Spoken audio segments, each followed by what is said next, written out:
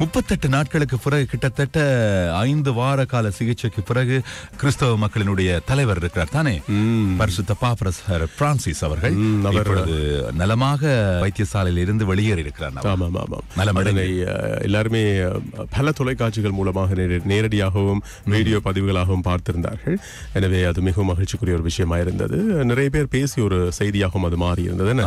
மற்றது இன்றைய நாளை பொறுத்தவரையில் இந்த காச நோய் பற்றியும் பேச வேண்டியிருக்கிறது. காச நோய் தினமாக இருக்கிறது. இந்த காச நோய் பற்றிய விழிப்புணர்வை மக்களுக்கு ஏற்படுத்த வேண்டும் என்ற அடிப்படையில் தான் உலக சுகாதார அமைப்பினால் ஒரு உத்தியோகபூர்வமான நாளாக இந்த நாள் பின்பற்றப்பட்டு வருகின்றது. பலர் இதனால் பாதிக்கப்பட்டு இறந்து போகின்ற அளவுக்கு கூட பாதிக்கக்கூடிய நோயாகத்தான் இந்த காச நோய் காணப்படுகின்றது. எனவே அதனால் இந்த விஷயத்தில் கூடுதல் அவதானமாக இருக்க வேண்டும் என்பது பொதுவாக உலக சுகாதார ஸ்தாபனம் சுட்டிக்காட்டுகின்ற மிக முக்கியமான ஒரு விடயமாக காணப்படுகிறது. இதே போன்று இன்னும் ஒன்றும் இருக்கிறது. சர்வதேச மனித உரிமைகள் மீறல்கள் பற்றிய உண்மை மற்றும் பாதிக்கப்பட்டோருடைய நியாயங்களை உறுதிப்படுத்துகின்ற, அதை வழங்குகின்ற, அவர்களுக்கு நேர்மையான ஒரு தீர்வை வழங்குகின்றது சம்பந்தமான விடயங்களை பற்றிய விழிப்புணர்வு ஏற்படுத்துகின்ற அல்லது அதை பற்றி பேசுகின்ற தினமாகவும் இன்றைய நாள் காணப்படுகின்றது. ரைட். இப்ப கொழும்புல இந்த சிக்கன் குனியா என்கின்ற நோய் நுளம்புல பாருங்கள் எவ்வளவு பிரச்சனை இருக்கு. டெங்கு வருகு இணைய வைரஸ் தொற்றுகள் ஏற்படுகிறது. இதுவும் டெங்கு நுளம்பு போன்றேதான் இருக்குமாம். அதே மாதிரி நேரங்கள்லாம் தாக்குமாம். அதுவும் வேறதான். டெங்கு நுளம்புகள் வேற, இது வேற. ஆனா அதுவும் கிட்டத்தட்ட அந்த சரியான மாதிரியான ஒரே மாதிரியான ஒத்த செயற்பாடுகளை தான் செய்யுமாம். ஒரே நேரத்துல தான் உலாவி திரியுமாம், ஒரே நேரத்துல தான் தாக்க வருமாம். மற்றது இந்த சிக்கன் குனியா நோய்க்கு உள்ளானால் கிட்டத்தட்ட அதாவது கடுமையான காய்ச்சல் வரும், பீடிக்கப்படுவார்கள், மயக்க நிலைமையெல்லாம் வரும். அதெல்லாம் சரி சிகிச்சை பெற்று காய்ச்சல் சுகமாயிட்டு வைங்களேன், அந்த உடல் வலி, மூட்டுகளுக்கு ஏற்படுற நோய் இது போன்ற விடயங்கள் வந்து கிட்டத்தட்ட ஒரு வருடத்தை தாண்டியும் கூட இருக்குமாம் என்று சொல்லப்பட்டிருக்கு. பாத்தீங்களா?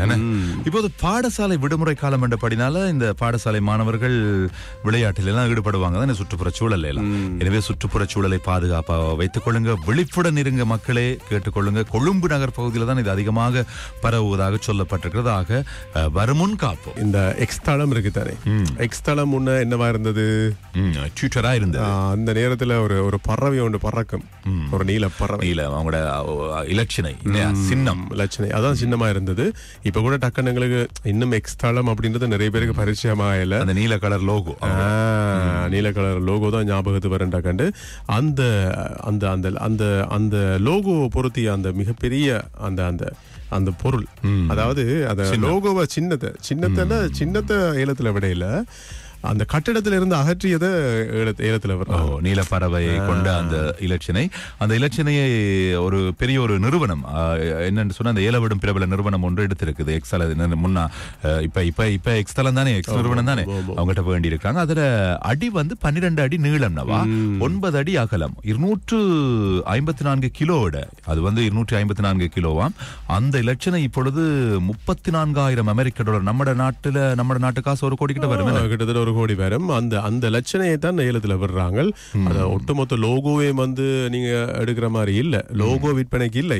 அந்த லட்சணை அங்கிருந்து அந்த கட்டடத்துல அகற்றப்பட்ட நீல பறவை, அதாவது எக்ஸ் தளமாக மாறிய பிறகு அந்த கட்டடத்திலிருந்து அந்த பழைய லோகோ அகற்றப்பட்டது.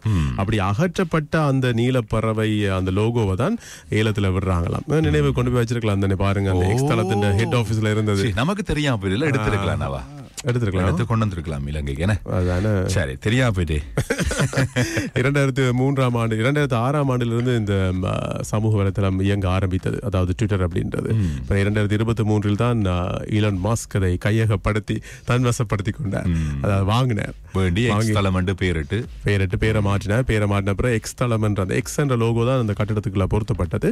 ஏற்கனவே இருந்த இந்த ட்விட்டருடைய அந்த நீல நிற பறவையினுடைய அந்த லட்சணை அகற்றப்பட்டது.